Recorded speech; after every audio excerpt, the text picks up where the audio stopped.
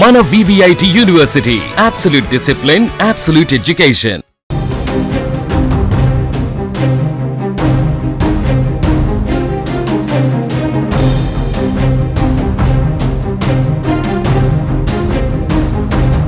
Social మీడియాలో ప్రశ్నారావణ్ పేరుతో హల్చల్ చేసిన బచ్చలకూరి జోసెఫ్ చాప్టర్ ఇప్పుడు పూర్తిగా మారిపోయింది. మొదట కేవలం అభ్యంతరకర పోస్టుల కేసు అనుకున్నది ఇప్పుడు ఏకంగా దేశద్రోహం కేసుగా రూపాంతరం చెందింది. ప్రస్తుతం నెల్లూరు జైల్లో రిమాండ్ ఖైదీగా ఉన్నటువంటి జోసెఫ్కు గన్నవరం న్యాయస్థానం మరో షాక్ ఇచ్చింది.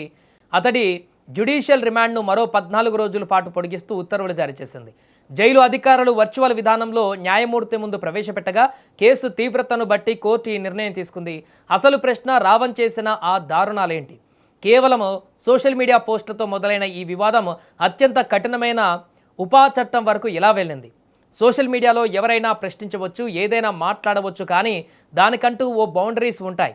నోరు ఉంది కదా అని ఇష్టం వచ్చినట్టు మాట్లాడితే ఇదిగో రావణ్ లాగానే ఉంటుంది. జోసెఫ్ చాప్టర్ అలియాస్ ప్రశ్న రావణ్కి నోటితుల చాలా ఎక్కువే. సమాజంలో ఉండే కొందరు ప్రముఖులను టార్గెట్ చేస్తూ వారి వ్యక్తిత్వ ప్రతిష్టకు తీవ్ర భంగం కలిగించేలా అత్యంత అభ్యంతరకరమైనటువంటి వ్యాఖ్యలు చేయడం ఇతనికి అలవాటుగా మారింది. కేవలం వ్యూస్ కోసమో లేక ఇతర కారణాల వల్ల కానీ హద్దులు దాటి ప్రవర్తించాడు. సమాజంలో శాంతి భద్రతలకు విఘాతం కలిగించేలా, ప్రజల్లో వ్యతిరేకతను పెంచేలా వీడియోలను రూపొందించి సోషల్ మీడియా వేదికగా వైరల్ చేశారు. దీనిపైన బాధితులు ఫిర్యాదు చేయడంతో రంగంలోకి దిగిన పోలీసులు చట్టపరమైనటువంటి ఆధారాలతో జోసెఫ్ను అరెస్టు చేసి జైలుకు తరలించారు. అయితే కథ ఇక్కడితో ముగిసిపోలేదు. అసలు ట్విస్ట్ అతని మొబైల్ ఫోన్ దొరికిన తర్వాతే మొదలైంది.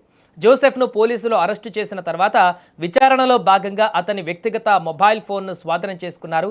ఆ ఫోన్ను సైబర్ నిపుణుల సాయంతో క్షుణ్ణంగా పరిశీలించిన పోలీసులకు దిమ్మ తిరిగే నిజాలు వెలుగులోకి వచ్చాయి.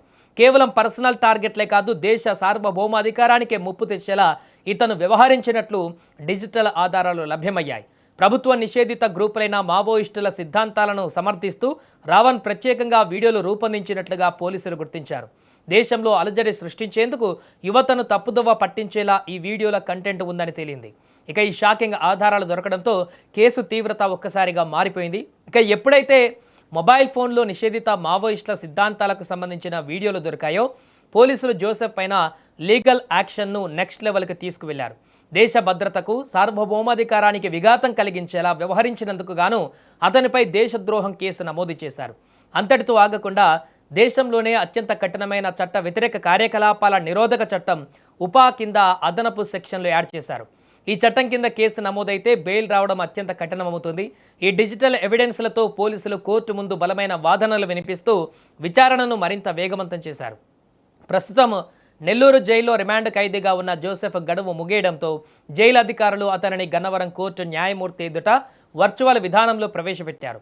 పోలీసులు సేకరించిన ఆధారాలు, ఉపా సెక్షన్ల తీవ్రతను పరిశీలించిన న్యాయస్థానం జోసెఫ్కు ఎలాంటి ఉపశమనం ఇవ్వకుండా రిమాండ్ను మరొక 14 రోజుల పాటు పొడిగిస్తూ కీలక ఉత్తర్వులు జారీ చేసింది. సోషల్ మీడియాలో అభ్యంతరకర వ్యాఖ్యలతో మొదలైన ప్రశ్నారావణ్ ప్రస్థానం ఇప్పుడు దేశద్రోహం కేసుతో జైలు గోడల మధ్య నిలబడేలా చేసింది.